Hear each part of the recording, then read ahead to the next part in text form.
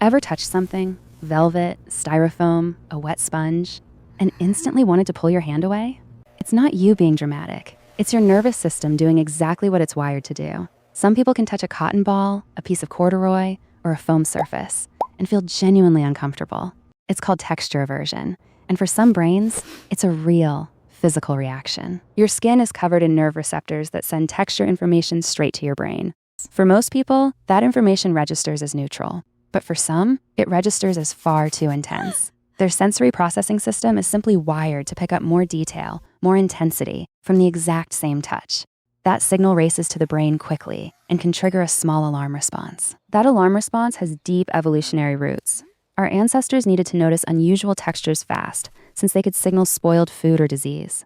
Some people's nervous systems are simply more sensitive overall, not just to textures, but to sound, light, and touch in general.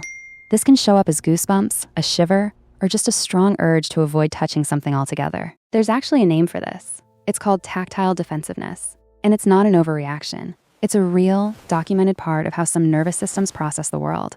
It exists on a spectrum too, mild for some, much stronger for others. So if a certain texture bothers you, or someone you know, it's not something to brush off. Simply avoiding that texture or giving your senses a break is a completely valid response. Understanding why it happens makes it a lot easier to simply work with your senses instead of against them. So next time a certain texture makes your skin crawl, remember, your senses aren't wrong. They're just wired a little differently. Bye, learner. Stay curious and keep learning.